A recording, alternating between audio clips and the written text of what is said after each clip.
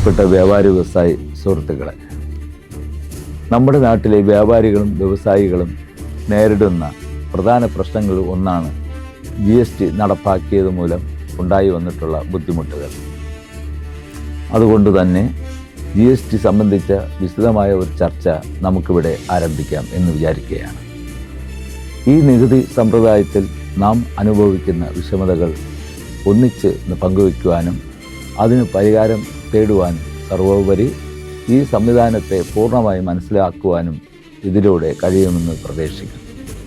വ്യാപാരി വ്യവസായി സുഹൃത്തുക്കളുടെ സംശയങ്ങൾക്ക് മറുപടി നൽകുവാനും ഇതിലൂടെ സാധ്യമാകുമെന്ന് കരുതുന്നു.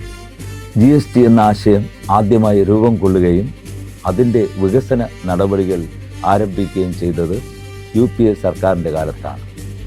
ഇന്ത്യൻ നാഷണൽ കോൺഗ്രസ് GST എന്ന നികുതി സംവിധാനത്തെ എതിർത്തിരുന്നില്ല. എന്നാൽ BJP സർക്കാർ നടപ്പാക്കിയിരിക്കുന്ന നിലവിലെ GST സംവിധാനം സങ്കീർണവും ജനങ്ങൾക്കും വ്യാപാരികൾക്കും ചെറുകിട ഇടത്തരം സംരംഭകർക്കും വലിയ ഭാരമായി മാറിയിരിക്കുകയാണ്. ഇവിടെ ഒന്നിലധികം നികുതി നിരക്കുകൾ GST സംവിധാനത്തെ അനാവശ്യമായി സങ്കീർണമാക്കിയിരിക്കുന്നു.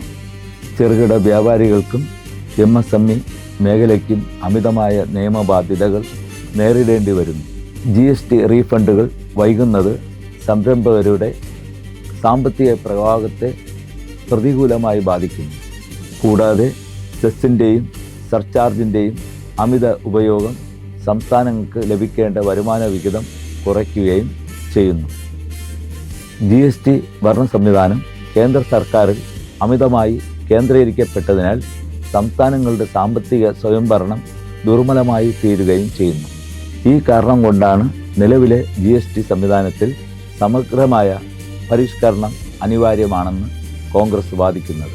കൂടുതൽ ലളിതവും സുതാര്യവും വ്യാപാര സൗഹൃദവുമായ കേന്ദ്ര സംസ്ഥാന സഹകരണത്തെ ശക്തിപ്പെടുത്തുന്ന ഒരു GST സംവിധാനമാണ് രാജ്യത്തിന് ആവശ്യമെന്ന് ഇന്ത്യൻ നാഷണൽ വ്യാപാരി വ്യവസായി കോൺഗ്രസ് കരുതുന്നു.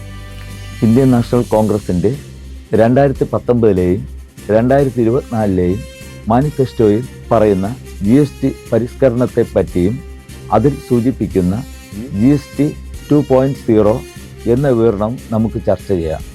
ഈ വീഡിയോകൾ കാണുകയും മറ്റുള്ളവരിലേക്ക് എത്തിക്കുകയും ചെയ്യുക. സംശയങ്ങൾ കമൻറ്റ് ബോക്സിൽ രേഖപ്പെടുത്തുക. നന്ദി, നമസ്കാരം.